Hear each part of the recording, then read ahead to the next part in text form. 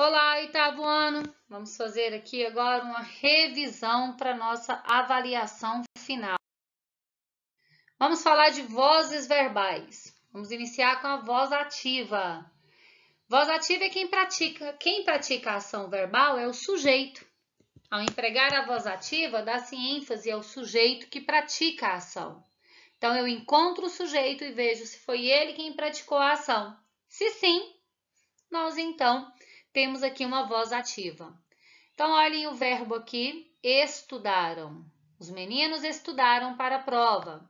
Quem estudaram? Os meninos. Então, eu tenho aqui o sujeito.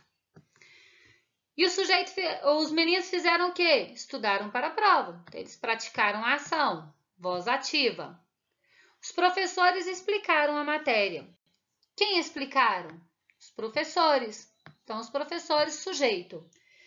Os professores fizeram o quê? Explicaram a matéria. Voz ativa. Voz ativa quando o sujeito pratica a ação. Eu identifico o sujeito e vejo se foi ele quem praticou. Voz passiva. O sujeito sofre a ação verbal. Por isso é classificado em sujeito paciente.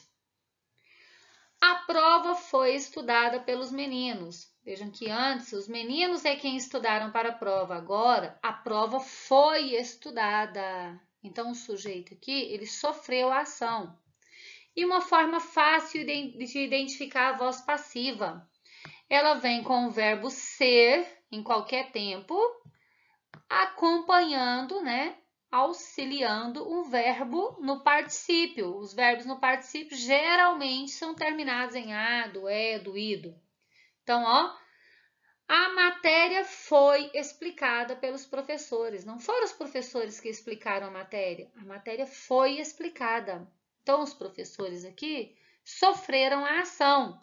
E olhem aqui novamente o verbo ser acompanhando um verbo no particípio, terminado em ada. Isso aqui me ajuda a identificar a voz passiva. A voz reflexiva, só reflexiva, é quando o sujeito pratica a ação nele mesmo. E a ordem direta e inversa da oração? A posição dos termos na oração é um dado importante para a produção de sentido. Observe essas orações aqui. O professor advertiu a aluna.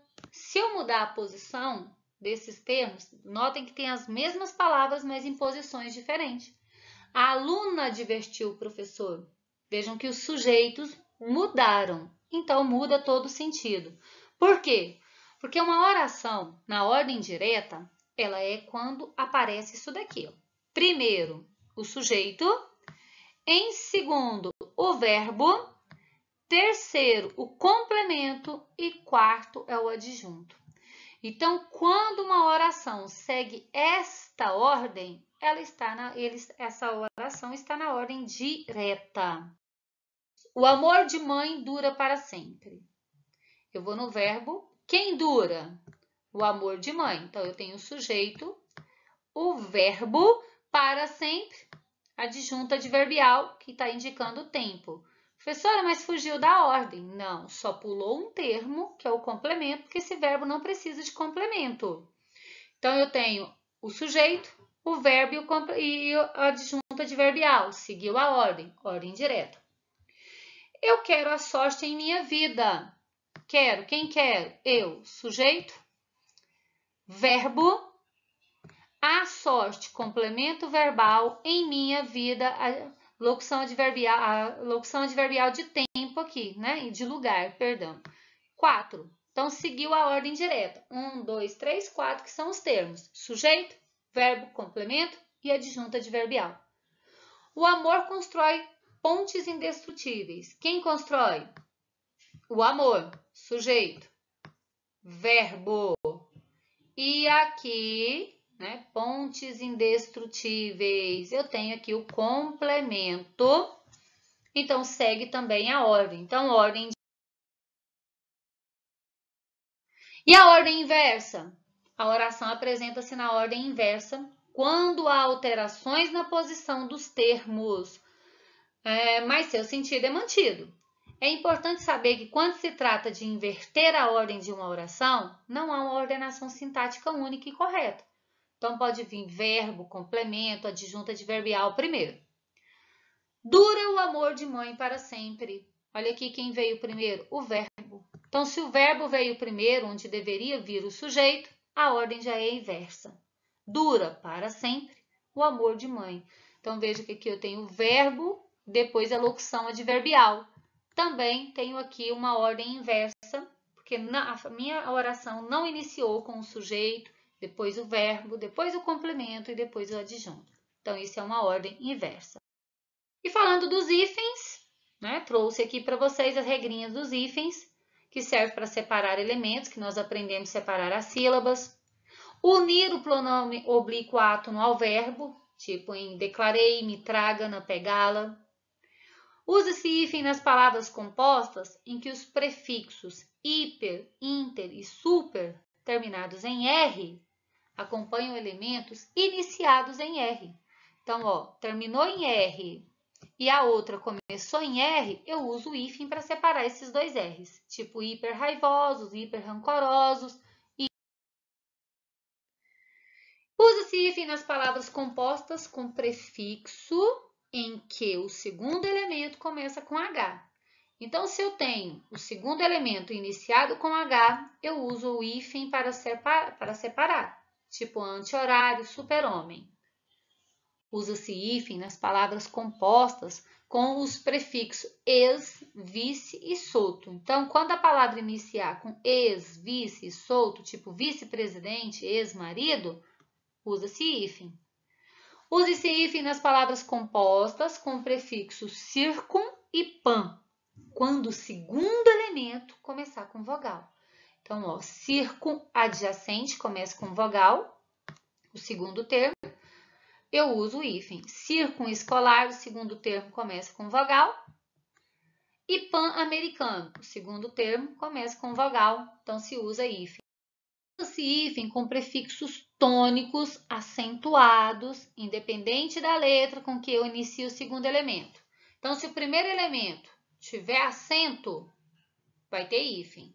Pré-história, pré-natal, recém-chegado. Então, ó, todos os pré e recém têm acento. Então, o primeiro termo tem acento, separa o segundo com hífen. Usa-se hífen nas palavras compostas de sufixo de origem indígena, como açu, guaçu e mirim, quando estiver dando adjetivo para o primeiro termo. Então, ó, jacaré-açu, sabiá-guaçu, paraná-mirim, capim-açu.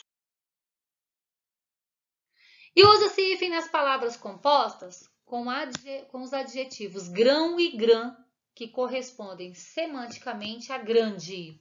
Então, ó, Grand-Duque, Grã-Duquesa e Grã-Bretanha. Usa-se hífen no emprego dos advérbios mal e bem, ligados a um segundo elemento, iniciado por vogal ou por H.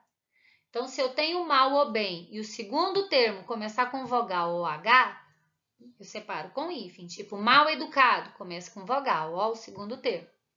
Mal habituado, começa com H. Então, essa é uma das. E olha só alguma dessas regras aqui que podem causar dúvida. Não se usa hífen nas palavras compostas em que o prefixo termina em vogal e o segundo elemento começa com R ou S. Nesse caso, duplica-se o R e o S. Então, faz a palavra com dois S e dois R, tipo antessala, ó, termina com vogal e o segundo termo começa com S, então eu duplico aqui o S. Autorretrato, o auto termina com vogal e o outro, o segundo termo, começa com R, então eu dupliquei. Então, essa é uma das regras. E não se usa hífen nas palavras compostas em que o prefixo termina em vogal e o segundo elemento começa com um vogal diferente. Exemplo, autoajuda. Ó, o primeiro termo termina com vogal e o segundo começa com a vogal diferente, então não se usa hífen. Autoajuda, autoaprendizagem, ó, termina com vogal e o segundo termo começa com a vogal diferente.